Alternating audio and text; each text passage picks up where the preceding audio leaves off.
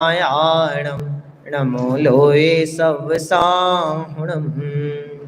मंगलम भगवान वीरो मंगलम गौतमो गणी मंगलम कुंद कुंदार्यो जैन धर्मोस्तु मंगलम।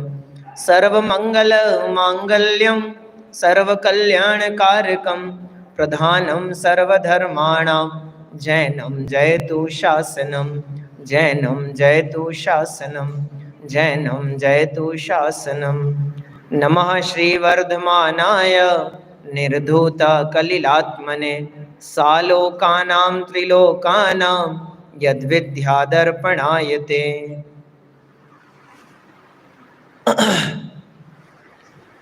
हाँ जी, आज 10 लक्षण महापर्व के इस प्रथम दिवस पे आप लोगों के हिसाब से कुछ नया विषय रखने की भावना है। जब हम प्रशिक्षण करते हैं, टीचिंग करते हैं, तो हमें एक सूत्र सिखाया जाता है, ज्ञात से अज्ञात की ओर जाना चाहिए, ऐसे ही सिखाते हैं। मैं लेकिन आज थोड़ा उल्टा कर रहा हूँ, मैं आपको अज्ञात से ज्ञात की ओर ले जा रहा हूँ। जो स्तुति मैं आपके सामने लाने वाला हूँ वो अवश्यमेव आप में से किसी ने भी नहीं सुनी होगी और ना ही पढ़ी होगी। लेकिन वो सब चर्चाएं हम करें उसके पहले बहुत से लोगों को ऐसा प्रश्न उठता है ना कि भैया आपने पीएचडी में क्या काम किया। तो मैं थोड़ा ये हिंट कर देता हूँ कि पीएचडी में हम क्या करते हैं। स्तुति साहित्य क्या होता है, जिनेंद्र भगवान की आराधना को स्तुति कहते हैं। ये बहुत संक्षिप्त सी सरल सी व्याख्या है, लेकिन आप बालिकाओं की मुख्यता से थोड़ी सी आपको विस्तृत और प्रामाणिक जानकारी में दे रहा हूँ, उसको समझना आप लोग ध्यान से, आपके ज्ञान का विषय है। बाकी जो आगे विषय चलेगा वो तो बहुत अच्छा भी है और सरल भी है। चलो आपसे स्टार्ट करते हैं। स्तुति कक्षा ही है, प्रवचन नहीं है, इसलिए मैं पूछूंगा भी और आप बताएंगे भी। स्तुति जैसा और कोई शब्द आपको ध्यान में आता है? क्या बोला? भक्ति, इन्होंने बोला भक्ति, और पाठ, और स्तवन, स्तोत्र, एक कह रही है पूजा, और कोई शब्द अभी मैंने पीछे लिखा है स्मरण, और गुणानुवाद, और बस इतना ही। अच्छा, कौन सी भाषा में होती है स्तुति? कोई भी भाषा में हो सकती है। बिना भाषा के स्तुति हो सकती है? स्तुति होगी तो भाषा में ही होगी, क्योंकि वचन है ना, तो वचन होंगे तो हमेशा किस में आएंगे? किसी न किसी भाषा में। स्तुति के लिए हमारे यहाँ प्राकृत में, संस्कृत में, हिंदी में और देश भाषाओं में बहुत सारे शब्द प्रचलित हैं। जैसे एक शब्द आपने अभी कहा था स्तोत्र, ये संस्कृत का शब्द है जो मूलतः स्तु धातु से बना हुआ है। स्तु धातु स्तवन करने के अर्थ में होती है, बराबर। इसी का एक और अल्टरनेट शब्द है स्तुति। स्तुति बराबर है, स्तुति स्तोत्र एक ही अर्थ के वाचक हैं। इसी से बना हुआ एक और शब्द है स्तव, सिर्फ स्तव। फिर इसका एक और भाई है स्तवन। फिर उसका थोड़ा और आगे चलें तो प्राकृत में जब हम जाते हैं तो इन सब का प्राकृत कन्वर्शन हमारे पास उपलब्ध है। स्तोत्र के लिए प्राकृत में शब्द है थोत्तम, क्योंकि प्राकृत में आधा अक्षर नहीं प्रयोग में आधा स नहीं होता, तो थोत्तम बोलते हैं, थोत्तम, है ना। जैसे स्तुति बोलते हैं तो स्तुति के लिए शब्द क्या होगा? थुदी, है ना, थुदी। ये सब है हमारे यहाँ प्राकृत में। हमारे आचार्यों ने बहुत प्रकार के स्तोत्र यानी थोत्त और थुदियां लिखी हैं। संस्कृत में इसके अल्टरनेटिव और भी शब्द हैं, जैसे नुति, है ना। नुति, नुति का मतलब नमस्कार करने की पद्धति, वचन पद्धति, उसे भी कहा जाता है। संक्षेप में कहना हो तो जिन वचनों के द्वारा स्तवन किया जाता है उस पूरी वचन पद्धति को हम स्तोत्र के नाम से बुलाते हैं। किसे कहते हैं स्तोत्र? नमस्कार किया जाता है। यानी आप स्तोत्र कहो, स्तुति कहो, थुदी कहो, नुति कहो, कुछ भी कह दो, उन सब के अंदर एक चीज कॉमन मिलेगी। और जो अभी जिसने कहा था, डॉली ने क्या कहा था, गुणानुवाद। छवि ने कहा था गुणानुवाद। क्या मिलेगा सबके अंदर, गुणानुवाद। ऐसा नहीं है कि स्तोत्र केवल हमारे यही हैं, है ना, हर दर्शन में स्तोत्र हैं, हर धर्म में स्तोत्र की रचना हुई है। हम अगर भक्तामर आदि स्तोत्र पढ़ते हैं तो कहीं पे शिव स्तोत्र भी आता है, कहीं पे एक कालिका माता का स्तोत्र भी है, ढेरों स्तोत्र हैं, कोई कमी नहीं है स्तोत्रों की। अकेले जैन दर्शन में स्तोत्रों की संख्या हजारों से भी ज्यादा है, अकेले जैन दर्शन में। और दिगंबर आमनाए से कई गुना ज्यादा स्तोत्र श्वेतांबर आमनाए में लिखे गए हैं, कई गुना ज्यादा। हमने तो बहुत कम स्तोत्र की रचना हमारे यहाँ हुई है। ऐसा नहीं है कि हमारे आचार्यों ने स्तवन नहीं किया। साधु परमेष्ठी के 6 आवश्यकों में एक आवश्यक का नाम है वंदना। बराबर है ना, बराबर। कौन कौन सा आवश्यक होते पता है किसी को? साधु परमेष्ठी के समता,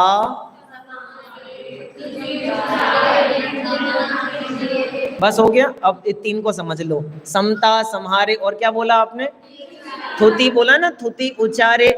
वंदना जिन देव की, वंदना करना मन से और काया से, थुति करना यानी वचन से। जो वो थुति और वंदना है, इसी को जब लिखित रूप में, भाषा रूप में वो सामने आता है तो हम उसे कहते हैं स्तोत्र, स्तुति, पाठ। ये पाठ शब्द तो हमने आजकल प्रयोग में लेना चालू कर दिया, बाकी पहले तो यही चलते थे। यदि मैं इसका मूल आपको संस्कृत व्युत्पत्ति कहूं तो स्तूयते अनेन इति स्तोत्रम।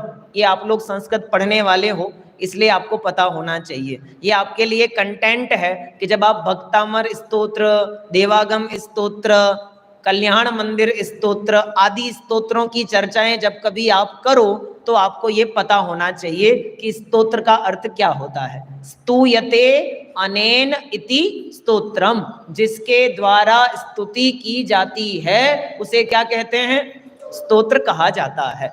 तो हमें एक प्रश्न खड़ा होगा, खुशी, स्तोत्र लिखे कब से गए, इसका टाइम पीरियड क्या होना चाहिए? पहले षटखंडागम आया कि पहले कोई स्तोत्र की रचना हुई? क्या लगता है आपको, पहले क्या आया होगा? पहले आगम लिखे गए कि पहले स्तुति? पहले आगम लिखे गए। आप कह रहे हैं माता जी पीछे से, आपको क्या लगता है, पहले स्तुति के पहले आगम? स्तुति, आगम। देखो समझना, कंटेंट समझना मेरा। आगम लिखे गए भगवान महावीर के निर्वाण के 683 वर्ष तक तो श्रुत केवलियों की परंपरा, अंगधारियों की परंपरा जीवित थी, तब तक तो आगम लिखे ही नहीं गए। 683 ईयर्स जितने भी आगम लिखे गए वो उसके बाद में। आज भगवान महावीर को निर्वाण गए कितने वर्ष हो गए? किसको लिखाया था कल मैंने, स्वस्ति 2500, हाँ 2549, 2549वीं निर्वाण समय का आदि काल है। ईसा पूर्व कौन सी सदी? 6वीं सदी। इसे हम प्राकृत में कहते हैं आर्ष प्राकृत का युग, है ना।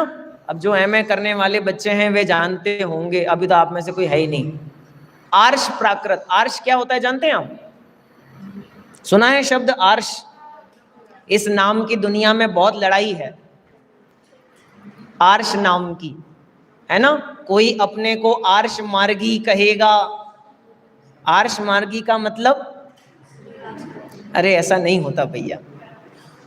शौर सैनी और अर्धमागधी और पाली, इन 3 प्रकार की प्राकृतों को आर्ष प्राकृत कहा जाता है। आर्ष का मतलब होता है ऋषियों के द्वारा जो लिखी गई, साधु संतों ने जिसका प्रयोग किया।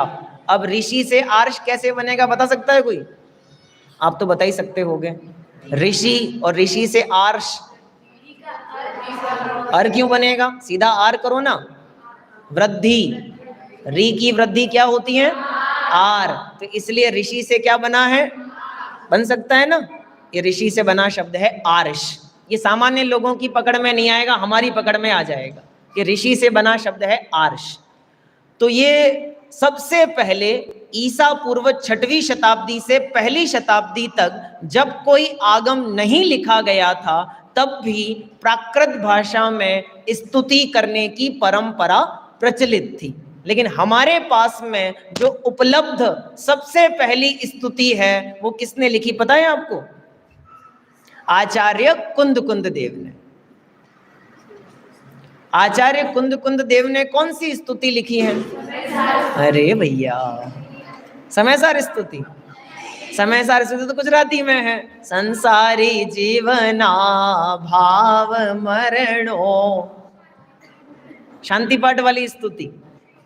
हाँ, दश भक्ति आचार्य कुंद देव की एक रचना है जिसका नाम है दश भक्ति। दश माने 10 प्रकार की भक्ति आचार्य देव ने लिखी। आचार्य कुंद देव ने। पढ़ी है आपने? नहीं पढ़ी कभी? नहीं पढ़ी? नहीं पढ़ी?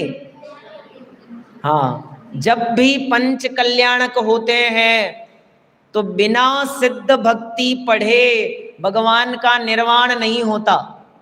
सिद्ध भक्ति का पाठ किया जाता है। हर मंदिर का जब भी वेदी प्रतिष्ठा आदि कार्यक्रम होते हैं तब भी इन भक्तियों का पाठ किया जाता है।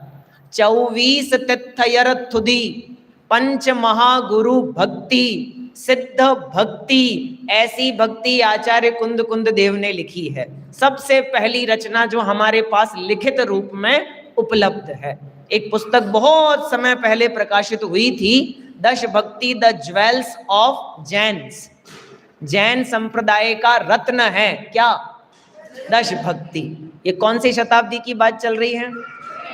6ठी? अरे, पहली और दूसरी के बीच का टाइम है ये। धीरे धीरे आचार्य कुंद से प्राकृत भाषा की अवनति हुई। अवनति तो नहीं कहना चाहिए, परिवर्तन हुआ और भाषा प्रयोग में ली जाने लगी संस्कृत, है ना। आचार्य उमा स्वामी देव ने कौन सी भाषा का प्रयोग किया? संस्कृत भाषा का। तो संस्कृत भाषा में स्तुतियां लिखी जाने लगी और एक ऐसा काल आया 6वीं शताब्दी, है ना, 600। क्या हुआ तब? इस भरत भूमि पे एक महान आचार्य का अवतरण हुआ जिनका नाम था आचार्य समंत भद्रदेव।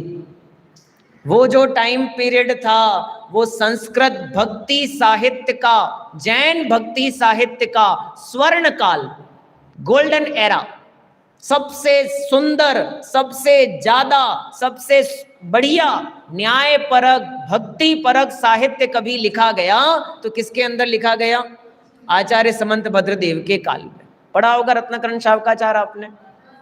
प्रस्तावना में एक पंक्ति लिखी है, आचार्य समंत भद्र अपने बारे में कहते हैं, स्वयं के बारे में, कि मुझे तो सुस्तुत्याम व्यसनम, मुझे तो सुस्तुति करने का व्यसन हो गया है। आप मुमुक्षु मंडल मंदिर आए हैं? वेदी देखी है आपने? नहीं देखी है। जो मैं बताना चाहता हूं वो नहीं देखा होगा। हमारे जो वेदी बनी है उस वेदी के दाईं तरफ में, नीचे की तरफ में एक चित्र बना हुआ है आचार्य समंत भद्रदेव का। एक घटना घटी थी जब आचार्य समंत भद्रदेव मुनि अवस्था में थे, उन्हें भस्मक व्याधि हो गई, है ना, और उनके आचार्य के निर्देश पर उन्होंने मुनि अवस्था छोड़कर गृहस्थ अवस्था धारण करी और भस्मक व्याधि का निवारण उनका होने लगा और तब वो पकड़े गए।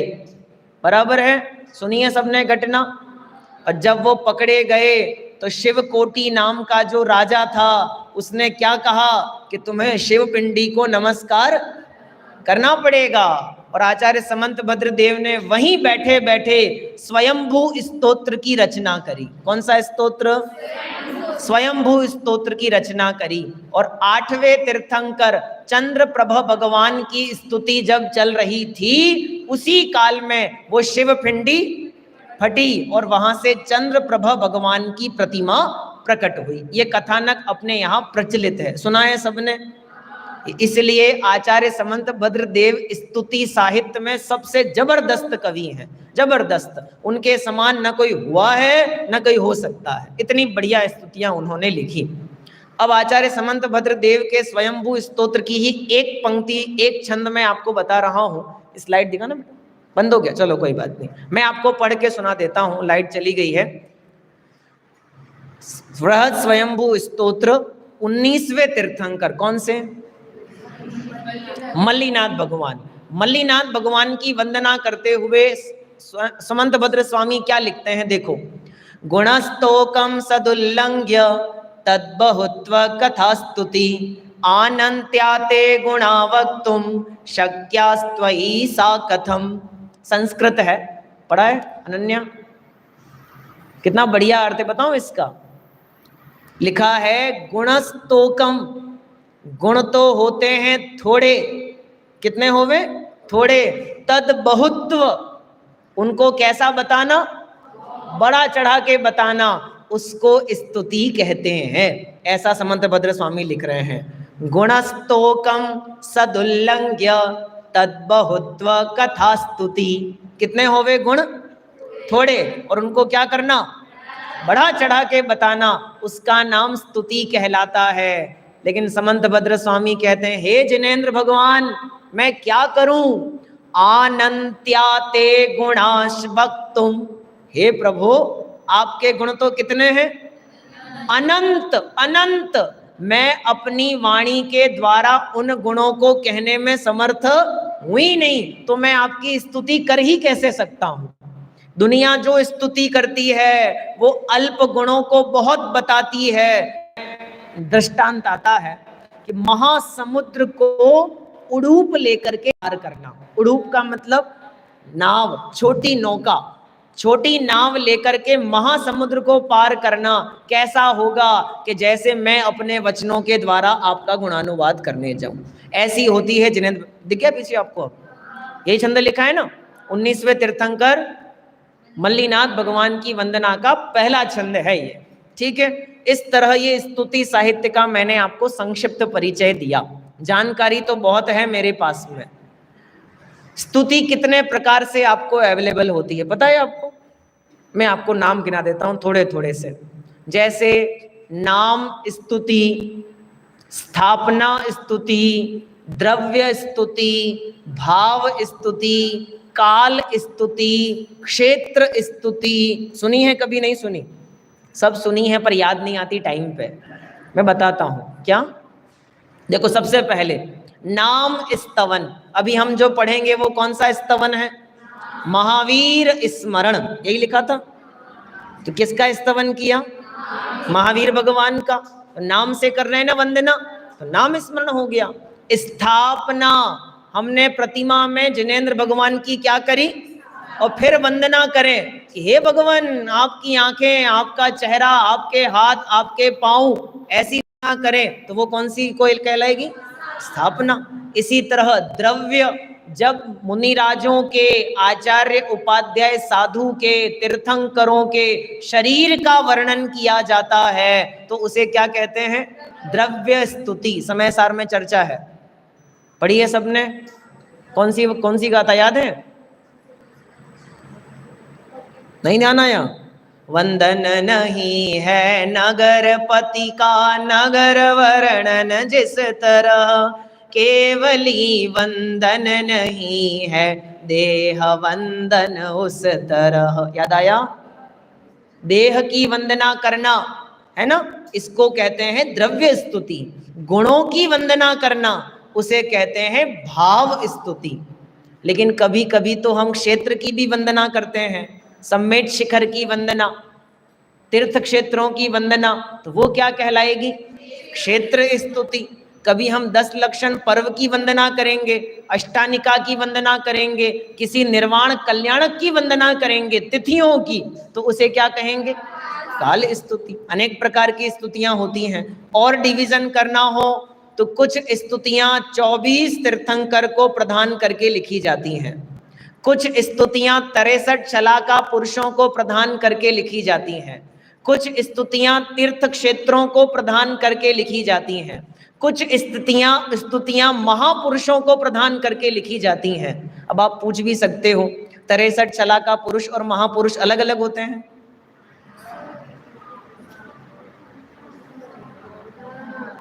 हाँ हाँ, होते भी हैं और नहीं भी होते। 63 चला का पुरुषों की स्तुतियां किसी को याद है? कोई एक आध? बहुत बढ़िया। मंगलाष्टक, मंगलाष्टक में 63 चला का पुरुषों की वंदना है। नहीं है? ध्यान में आ रहा है ना?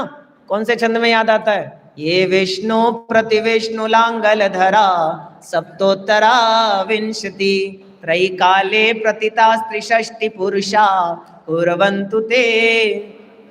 ये भी लेने का विचार था पर पोस्टपोन किया इसको। मंगलाष्टक का अर्थ कभी और समझ ले। आपने पढ़ा है? नहीं पढ़ा? पढ़ा है? नहीं पढ़ा? चलो, जिन्होंने नहीं पढ़ा फिर उनको पढ़ा देंगे भविष्य में, हमारे पास सब अवेलेबल है। आगे चलता हूं। इसी तरह अब एक प्रश्न और अंतिम अपन चर्चा में ले लेते हैं। स्तुति करते ही क्यों है? प्रयोजन क्या है? क्यों करते हैं स्तुति? आपको क्या लगता है? क्या फायदा होता है स्तुति करने से? जगत में बहुत प्रसिद्धि मिल जाती है, प्रशंसा होती है, लाभ होता है। क्या लाभ होता है? जैसे मंगलाचरण करने के भी कुछ प्रयोजन है, ऐसे ही स्तुति करने के भी कुछ प्रयोजन है। यदि आप भक्तामर स्तोत्र को भली भांति पढ़ेंगे तो आपको इस प्रश्न का समाधान अच्छे से मिल जाएगा। सबसे पहला और सबसे महत्वपूर्ण जो इसका उत्तर होना चाहिए वह है स्वांतः सुखाय। किसके लिए प्रयोजन, किस प्रयोजन से स्तुति करते हैं? स्वांतः सुखाय। हमें किसी दूसरे को संतुष्ट नहीं करना। किसके लिए करना है? स्वांतः सुखाय, अपने प्रयोजन के लिए, अपने सुख के लिए। मुझे विकल्प आया तो मैंने कर ली स्तुति, अब मैं दूसरे की राह देखता रहूं क्या? ऐसा विकल्प नहीं करना। स्वांतः सुखाय स्तुति की जाती है। लौकिक प्रयोजन भी हैं, जैसे भक्तामर में 41 से लगा करके 46 नंबर तक के कलश को आप पढ़ेंगे छंदों को, तो उसमें मिलेगा ना कौन कौन से? हाथी का भय नहीं आएगा, सर्प का भय नहीं आएगा, रोगमारी नहीं आएगी, जलोदर रोग नहीं होगा। तो भय निवारण स्तोत्र साहित्य का, रचना का एक और फल होता है। क्या होता है? भय निवारण। और भी फल हैं, जैसे पाप मुक्ति। पाप मुक्ति का मतलब जितनी देर हमारा चित्त जिनेंद्र भगवान की आराधना में लगता है उतनी देर हमारे हृदय में पाप को स्थान नहीं मिलता। पाप मुक्ति। और सबसे चरम लक्ष्य जो हमारा है वह है अरहत पद की प्राप्ति, यानी निर्वाण पद की प्राप्ति करना। ये हमारा स्तुति साहित्य का प्रधान प्रयोजन होता है। ये जो मैंने आपको सारी बातें बताई ना, ये मेरे शोध कार्य का पहले चैप्टर का पहला भाग है जो मैंने बता दिया आपको। अब इसके बाद वाला तो आप पढ़ लेना कभी और। अब जब मैं सोच रहा था कि आप लोगों के सामने क्या रखा जाए, तो ऐसा ही सोचा कि कुछ अलग ही विषय रखा जाए। बहुत सारे मैंने अपने पीएचडी के समय में स्तोत्र आदि पढ़े थे, देखे थे। उसी में से 1935 में 1935 में गुजरात से एक बुक प्रकाशित हुई थी, लघु स्तोत्र रत्नाकर के नाम से, है ना। उस बुक में ये जो स्तुति मैं आपके सामने रख रहा हूं, ये कॉम्प्लीमेंट्री उसमें लिखी हुई थी। कॉम्प्लीमेंट्री का मतलब कोई लिस्टिंग में नहीं है, बस सबसे पहले जगह खाली थी लिख दी उन्होंने वहां पे। तो कॉम्प्लीमेंट्री स्तुति थी, लेकिन इतनी बढ़िया स्तुति है, कोई दिगंबर श्वेतांबर का भेदभाव नहीं, वैराग्य, भगवान का गुणानुवाद, वस्तु स्वरूप की चर्चा, हमारे दोष, हमें करने योग्य कार्य, 12 भावना, सब कुछ एक स्तुति के अंदर आपको मिल जाता है। और इसकी लय उतनी ही सुंदर है। तो पढ़ना चालू करते हैं अपन। है आपके सामने पीछे? ले आओ भाई 3 नंबर की स्लाइड। आ गया? पढ़ूं मैं? आप पहले लय समझ लो, फिर अपन पढ़ेंगे इसे। देखो कैसे पढ़ते हैं। भज महावीरम भज महावीरम भज महावीरम मूढ़मते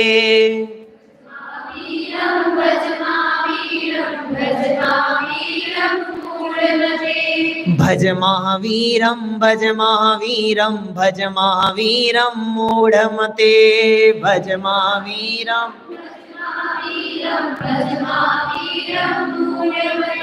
अब जो लोग पीछे बैठे हैं, आप हैं, संस्कृत को नहीं जानते हैं, तो पहले बता देता हूं कि संस्कृत में स्तुति है, रचनाकार का नाम अता पता है नहीं, लेकिन जहां से जो अच्छा मिलता है अपन चर्चा में ले लेते हैं। भज शब्द लिखा है ना। भज का अर्थ क्या होता है? इसी से बना शब्द है भजन, इसी से बना शब्द है भक्ति, है ना। भज से ही बनी है शब्द भक्ति। भज का मतलब होता है रिपीटेशन, बार बार कहना, पुनः पुनः दोहराना। किसका पाठ करें, किसको याद करें, किसका स्मरण करें? तो यहां लिखने वाले ने कहा भज महावीरम भज महावीरम भज महावीरम। किसको कहा है? किसको कहा है? संबोधन दिया ना दूसरी लाइन में, मूढ़मते। मूढ़मति शब्द है और संबोधन में बना हुआ शब्द क्या है? मूढ़मते। मूढ़ मने क्या होता है? मूर्ख, अज्ञानी। तो हम तो है नहीं भाई, हम तो ज्ञानी हैं, तो हमारे लिए तो लिखा ही नहीं है। तो नीचे की चर्चा जब पढ़ेंगे तो समझ में आ जाएगा कि अपन ज्ञानी हैं कि अज्ञानी हैं। देखो बहुत सिंपल सिंपल सी बातें हैं। चश्मा पहना है ना मैंने, चश्मा, दो प्रकार के चश्मे होते हैं भैया, एक ज्ञानी का चश्मा, एक अज्ञानी का चश्मा। जानते हैं आप क्या होता है ये? देखो ये है वस्तु, ठीक है, ध्यान से देखना इधर, ये है वस्तु, ये है आंखें, इन दोनों के बीच में कौन है? कौन है? चश्मा, बराबर। चश्मा आंखों को प्रभावित करता है, ईमानदारी से कहना, चश्मा आंखों को प्रभावित करता है? हाँ ना? चश्मा आंखों को प्रभावित करता है? करता है? फंस गए? चलो इसको इग्नोर करके पहले इधर आ जाता हूं। चश्मा वस्तु को प्रभावित करता है? नहीं करता। तो आंखों को तो करता है।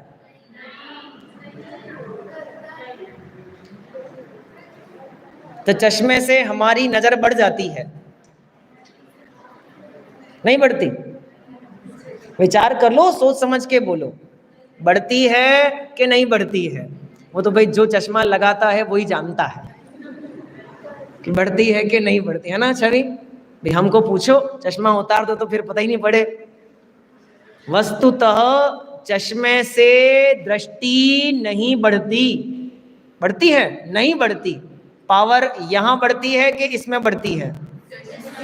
इसमें बढ़ती है। इसमें तो विकार यहां है, सुधार नहीं होता है ऐसा। विकार कहाँ है? कमजोरी कहाँ है? इधर इधर इधर। कमजोरी इधर है, सुधार इधर होता जाता है। लेकिन हम ये भूल जाते हैं कि चश्मे की पावर बढ़ने से देखने की पावर नहीं बढ़ जाती। और ध्यान से सुनना, चश्मे से विजन क्लियर होता है, दुनिया कहती है ना? लेकिन चश्मे से कभी विजन क्लियर नहीं होता।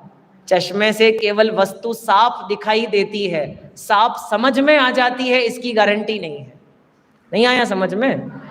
देखो, दिखना और समझ में आना दोनों अलग अलग बातें हैं। नहीं आया? अभी मैं यहाँ पे प्राकृत की एक दो गाथाएं रख दूं तो आपको दिख तो बराबर जाएगी, पर समझ में नहीं आएगी ना। तो आंखें, ये चश्मा हमें सिर्फ क्या कर सकता है?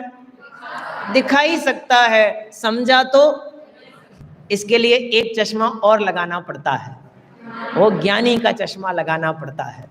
अब मैं इसको चश्मा इसलिए कह रहा हूं, देखो बहुत गजब की बात है, बैठे बैठे दिमाग में आई कभी। ज्ञानी को, सम्यक दृष्टि को ज्ञान बढ़ता है कि नहीं बढ़ता? सोच समझ के उत्तर देना। मैं फिर से बोलता हूं, एक मिथ्या दृष्टि जीव है, मिथ्या दृष्टि, उसने सम्यक दर्शन प्राप्त किया, तो सम्यक दर्शन प्राप्त करने पर उसका ज्ञान कितना बढ़ेगा? ज्ञान बढ़ेगा कि नहीं बढ़ेगा, घटेगा कि नहीं घटेगा? अच्छा, मैं बोल रहा हूं, ध्यान से सुनना। बढ़ भी सकता है, घट भी सकता है, और वैसा का वैसा भी रह सकता है। बराबर है?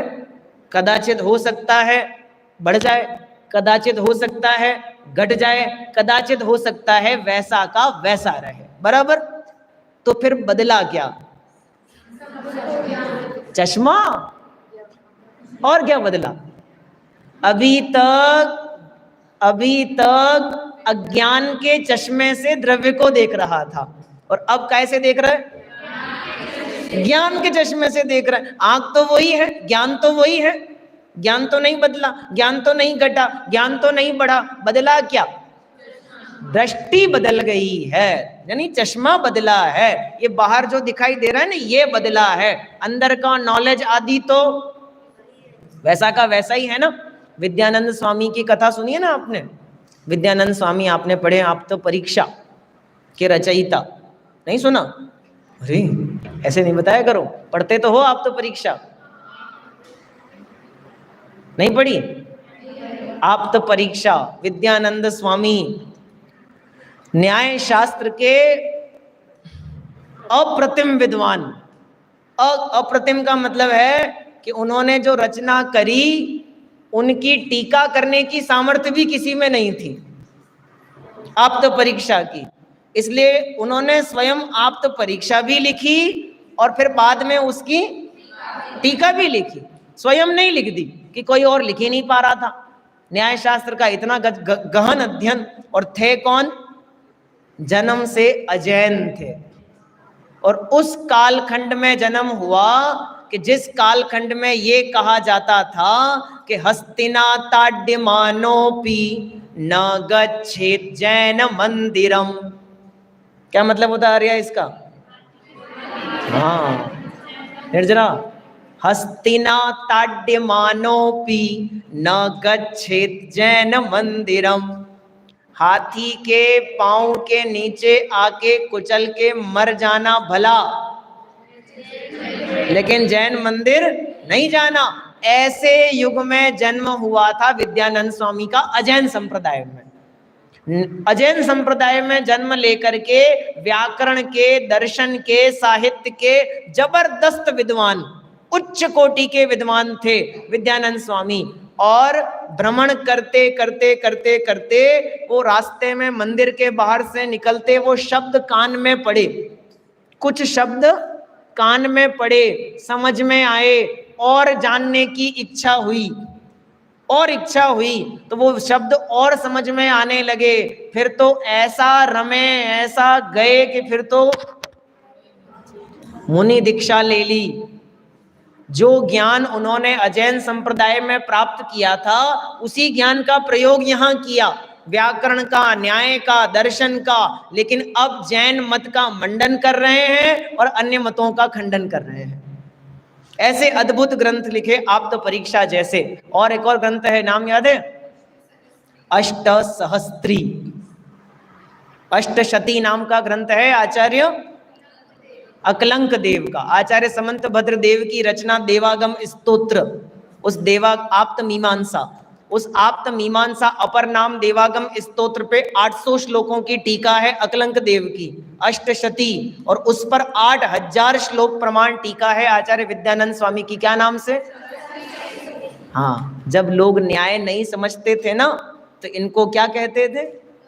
हाँ, ये अष्टशती नहीं, ये तो कष्टशती है, ये कष्ट सहस्त्री है। समझ में ही नहीं आती, बुद्धि में ही नहीं घुसती, भेजे में ही नहीं आती कभी हमारे, हम क्या करें। ऐसे अद्भुत विद्वान थे। क्या बदला था? ज्ञान। हाँ, क्या बदला था? दृष्टि तो बदली है ना। दृष्टि बदलते ही सब बदल गया। ज्ञानी का चश्मा ऐसा है। अब देखो, अज्ञानी के चश्मे में क्या है? ज्ञान खराब है, वस्तु खराब है, तो गड़बड़ कहाँ है? ज्ञान गड़बड़ है, ज्ञान अज्ञानी का मिथ्या दृष्टि के ज्ञान में गड़बड़ है ना, कि नहीं, ज्ञान तो वैसा का वैसा है, वस्तु भी, तो गड़बड़ कहाँ कर रहा है? इधर से। यहाँ गड़बड़ है। तो अज्ञानी का चश्मा ऐसा है जो नहीं है, जैसा नहीं है वैसा दिखाता है, और ज्ञानी के चश्मे में वस्तु जैसी है वैसी दिखाई देती है। तो यहाँ चश्मा लगा के देखना थोड़ा सा, है ना, ज्ञानी का चश्मा लगा करके। मूढ़मति शब्द का प्रयोग लिया आचार्य पंडित साहब ने, जो भी हैं विद्वान हैं, जिसने भी लिखा होगा। क्या लिखा? भज महावीरम भज महावीरम भज महावीरम भज महावीरम भज महावीरम। अब पढ़ता हूं नीचे की लाइन। मरणे सन्निहिते संयाते नहीं नहीं रक्षति भोग विलास। मरणे सन्निहिते नहीं नहीं रक्षति भोग विलास। तो फिर क्या करो?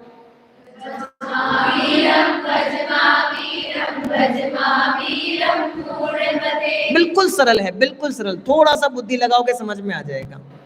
क्या लिखा? मरणे सन्निहिते संयाते। मरण काल क्या हो गया है? निकट आ गया है।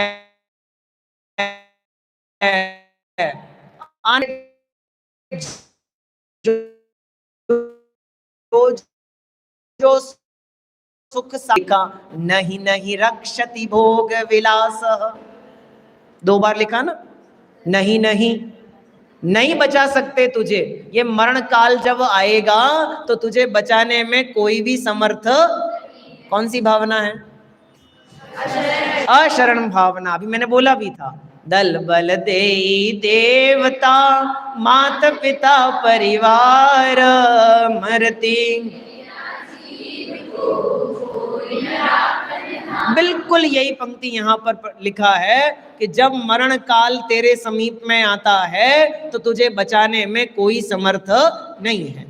अगर मृत्यु धन देने से रुक जाती है तो धनवानों को तो कभी मरना ही नहीं चाहिए था। जब मंगत राय जी ने, है ना, 12 भावना प्रारंभ करी ना, तो उसके पहले पता है उन्होंने शुरुआत कहां से करी? अरे उन्होंने शुरुआत करी इस युग की आदि से, बिल्कुल टॉप क्लास शुरुआत आदिनाथ भगवान के जमाने से। लिखा है ना, कहाँ गए चक्री जिन जीता भरत खंड, क्योंकि भैया शुरुआत तो वहीं से हुई थी। उसके बाद में इस युग में पूरे विश्व में 2 घटनाओं ने विश्व को सबसे ज्यादा प्रभावित किया, है ना, रामायण और महाभारत, बराबर। तो उन्होंने रामायण की कहानी लिख दी। कहाँ गए वे राम और लक्ष्मण। किसने मारा था रावण को?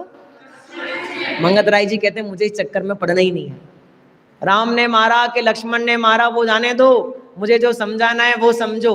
रावण तो तभी मर गया था, लेकिन राम और रावण तो बच गए थे ना। राम और लक्ष्मण तो बच गए थे ना, नहीं बचे? यही तो बता रहे हैं। कहाँ गए, कहाँ गए?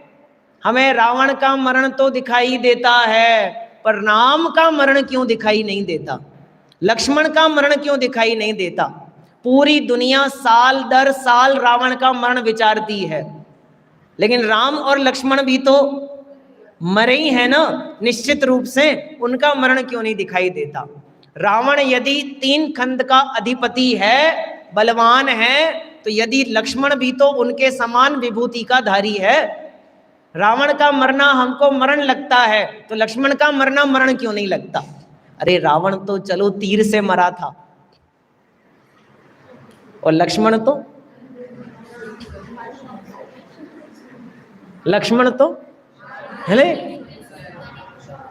हेलो वचनों से ही मर गए, तो बलवान कौन हुआ? कहने का अभिप्राय है, जितनी संपदा, भोग, वैभव, सुख, सुविधा, सामग्री, सम्राट, महाबल, सेनानी, जो कुछ भी हमने इकट्ठे किए हों, उनके लिए एक शब्द है भोग विलासः। जो कुछ भी आपने इकट्ठा किया है, क्या वो भोग सामग्री हमें हमारे मरण को रोकने में है समर्थ? नहीं है ना। बिल्कुल यही पंक्ति लिखा, मरणे सन्निहिते संयाते नहीं नहीं रक्षति। तो क्या करना चाहिए?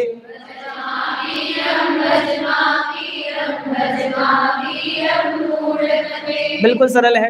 अब आप पूछना मत कि इसमें छंद कौन सा है, इसमें कोई छंद नहीं है, ये एक तरह का गीत है ना, ये शैली अलग है इसकी थोड़ी सी। एक और छंद लेते हैं जल्दी से, समय हो गया बाकी है, बाकी है एक छंद और लेते हैं, बहुत बढ़िया छंद है। आ गया, पढ़ता हूं, रिपीट करिएगा। दारा कारा गारा असारा चित्त चरित्रा चित्त लवित्रा।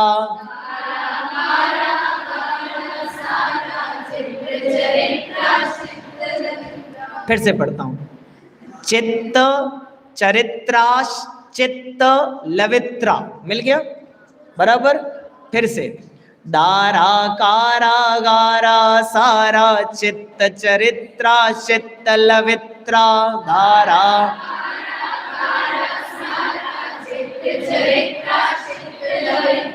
पुत्रा मित्र जना सुख जनना सर्वे पेते शिव सुख हनना।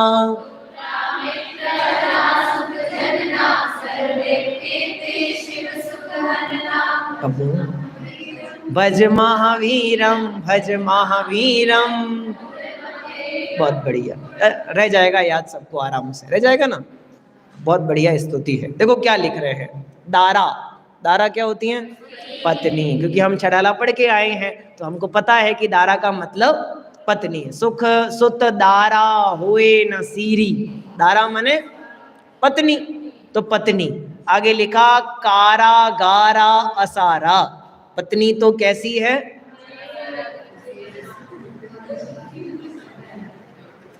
हम, मैं तो नहीं लिख रहा हूं, लिखा है पीछे, क्या लिखा है? दारा कारागारा, पत्नी तो कारागार के जैसी है ना। कारागार माने जेल, जेल का मतलब बंधन। भैया कोई लड़का अगर स्वच्छंद प्रवृत्ति करने लगे तो पूरी दुनिया कहती है इसकी तो शादी करवा दो, शादी करवा दोगे तो घर में ही बंधा रहेगा, फिर कहीं नहीं जाएगा। सेम स्थितियां लड़कियों के लिए भी होती हैं बराबर, क्योंकि ऐसा ही माना जाता है कि जो स्त्री होती है वो इस संसार में फंसने का प्रबल माध्यम बनती है, क्योंकि माता पिता आदि जो है ना वो तो एक उम्र तक साथ रहेंगे, और अपने में और उनमें जो आयु का अंतराल है उसके पश्चात उन्हें तो जाना ही पड़ेगा। अब उसके बाद क्या होगा, हैं? कौन फंसाएगा संसार में? नेमिनाथ भगवान, भगवान तो नहीं कह रहा, जब नेमिनाथ विवाह करने जा रहे थे और उस कालखंड में जब वो पशुओं का क्रंदन सुना और जब पता चला सारथी के द्वारा कि ये सब मेरी विवाह में किसी प्रकार का विघ्न नहीं आ जावे, इसलिए इन पशुओं को बाड़े में बंद कर दिया गया है। ये विचार सुनते ही, ये बात सुनते ही नेमिनाथ को विचार आया, मुझे नहीं करना प्रवेश ऐसी गृहस्थी में जहां प्रवेश ही पर पीड़न के साथ में होता। मुझे तो एंट्री करनी है, मैं मेरे सुख के लिए इतने जीवों को दुखी करूं, ये ऐसी गृहस्थी मुझे नहीं चाहिए। ऐसा विचार करके क्या कर लिया, नेमी ने रथ मुड़वा दिया। क्या विचार करके? यही वाली लाइन, दारा कारागारा असारा, पत्नी तो कैसी है? कारागार के समान है। तो आनंद तो देती होगी, बढ़िया बढ़िया रोटी सब्जी तो खिलाती होगी ना, कपड़े वपड़े तो धो धुआ के रखती होगी, बढ़िया साफ सफाई तो करती होगी, लेकिन नहीं, असार है, कुछ भी सारभूत नहीं है। अगले नंबर पे लिखा चित्र चरित्रा चित्त लवित्रा। इसमें एक शब्द पकड़ में आ गया तो पूरा वाक्य पकड़ में आ जाएगा।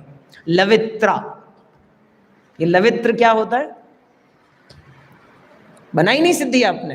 अरे बनाई होगी निश्चित रूप से, कैसे नहीं बनाई, बनाई होगी निश्चित रूप से। अर्ती लू धू यूं, सूत्र नहीं पढ़ा? इत्र प्रत्यय का प्रयोग होता है, सिद्धि बनती है पवित्रम लवित्रम खनित्रम। पढ़िए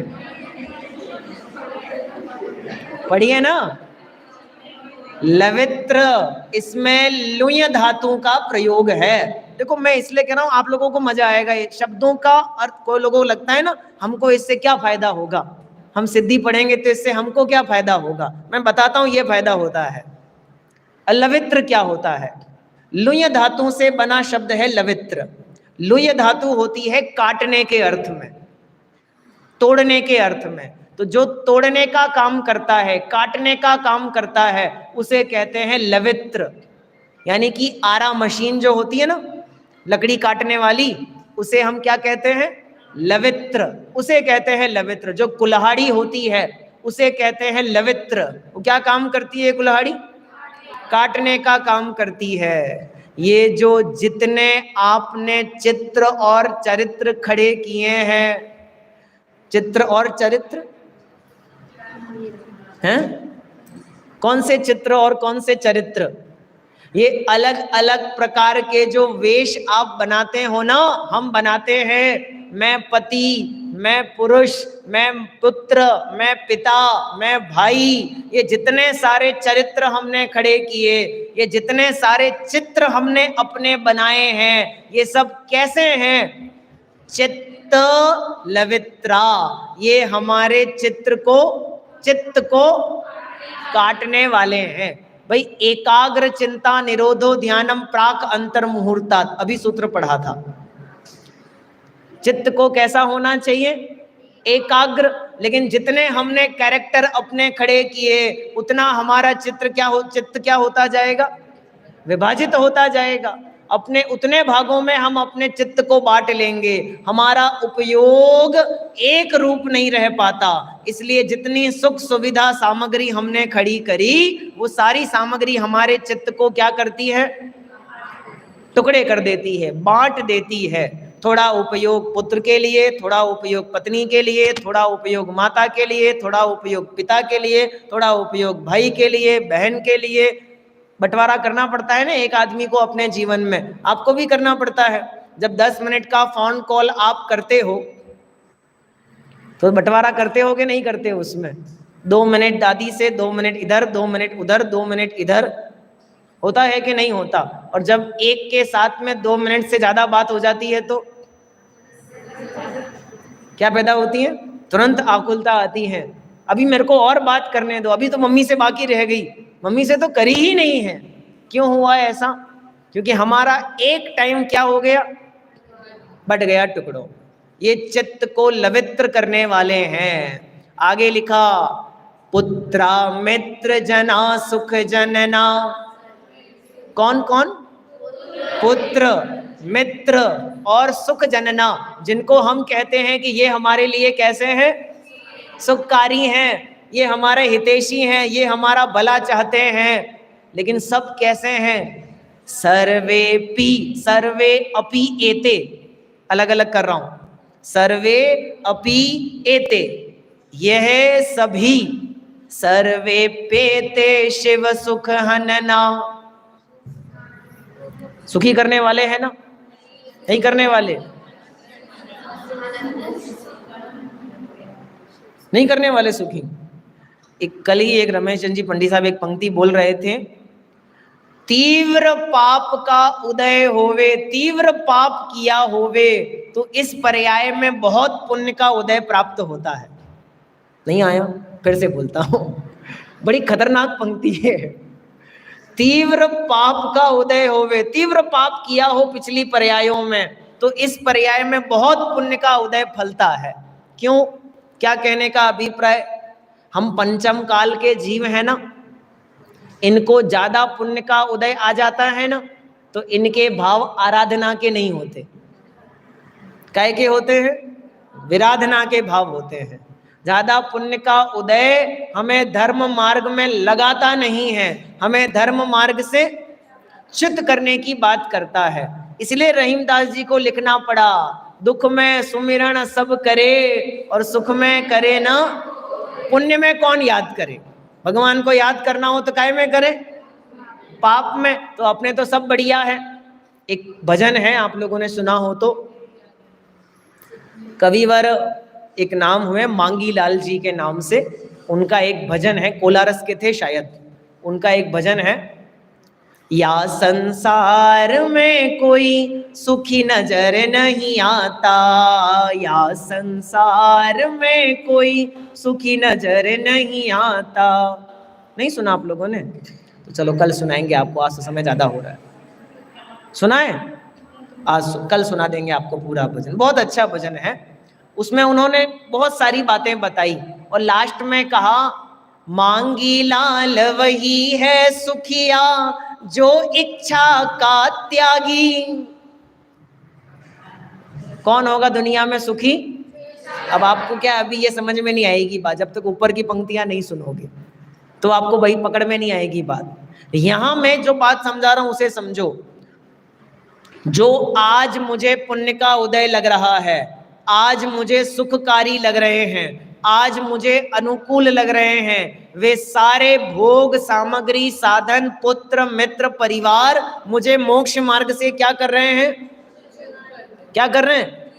दूर ले जा रहे हैं। अच्छा विचार करना, आदिनाथ भगवान को 83 लाख पूर्व तक वैराग्य का विकल्प नहीं आया, पुण्य का उदय के पाप का।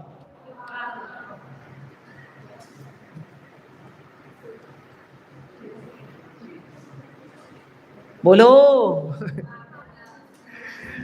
हैं? 83 लाख पूर्व की आयु तक आदिनाथ को वैराग्य का विकल्प नहीं आया। ऐसे नहीं है कि वैरागी प्रकृति के जीव नहीं है, जन्म से 3 ज्ञान के धारी हैं, तत्वाभ्यासी हैं, वैराग प्रकृति के जीव हैं, लेकिन फिर भी नहीं आया। तो पुण्य का उदय के पाप का? पाप का। सारी दुनिया कह रही है बहुत पुण्य का उदय है, अयोध्या पर शासन करते हैं, 2 पुत्र हो गए, दोनों 101 पुत्र हो गए, 2 पुत्रियां हैं, दोनों पत्नियां आज्ञाकारी, पुत्र आदि सब आज्ञाकारी, सारे राजा महाराजा सब चरण में माथा झुकाते हैं, इतने बढ़िया शासन चल रहा है। प्रजा को षट कर्म का उपदेश दिया, स्वयं 15वें कुलकर के नाम से प्रसिद्ध हो गए, सब बढ़िया चल रहा है। तो पुण्य का उदय है ना? पुण्य का उदय है ना? पुण्य का उदय है क्योंकि उनको लौकिक प्रतिकूलता नहीं आ रही है। लेकिन मोक्ष मार्ग से तो उतनी देर तक वो कहां बैठे हैं? दूर बैठे हैं ना। इसलिए ज्ञानी की दृष्टि में तो वो पाप का उदय है। इसलिए ज्ञानी के जीवन में जब असाता आती है ना, तो ज्ञानी दुखी नहीं होते, अभी तो और प्रसन्न होते हैं। कम से कम असाता के उदय में अन्य विकल्प तो नहीं करने पड़ेंगे। साता के उदय में तो सबकी चिंताएं होती, पर असाता के उदय में तो कोई विकल्प नहीं। 7 दिन तक सियाल नहीं खाती रही सुकुमाल स्वामी को, तो क्या विकल्प किया होगा? बढ़िया ही हुआ। कम से कम अब आहार आदि सब चर्याओं से मुक्ति, बस एक ही काम करना बचा। ये ज्ञानी का जीवन चश्मा ही अलग लगा लिया उन्होंने, इसलिए उनको वही स्थिति अलग दृष्टि से दिखाई देती है। हमें जो संयोग भोग आदि सुख के कारक दिखाई देते हैं, और ज्ञानी को वो सब कैसे दिखते हैं? शिव सुख हनना, सुख देने वाले नहीं हैं, वो सुख का घात करने वाले हैं। समझ में आ रहा है? तो फिर करें क्या?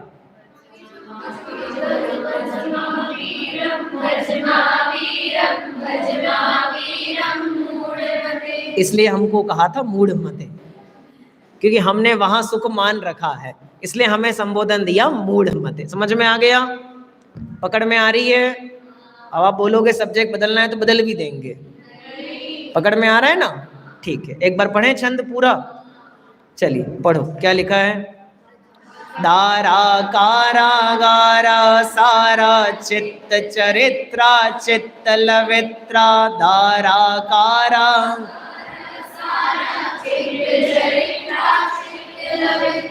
पुत्रा मित्र जना सुख जनना, सर्वे पेते शिव सुख हनना।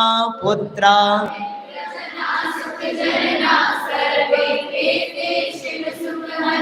भज महावीरम भज महावीरम। ऊपर वाली नहीं। मरणे सन्निहिते संयाते, नहीं नहीं रक्षति भोग विलास। मरणे सन्निहिते संयाते, भज महावीरम भज महावीरम भज महावीरम मूढ़मते भज महावीरम भज महावीरम।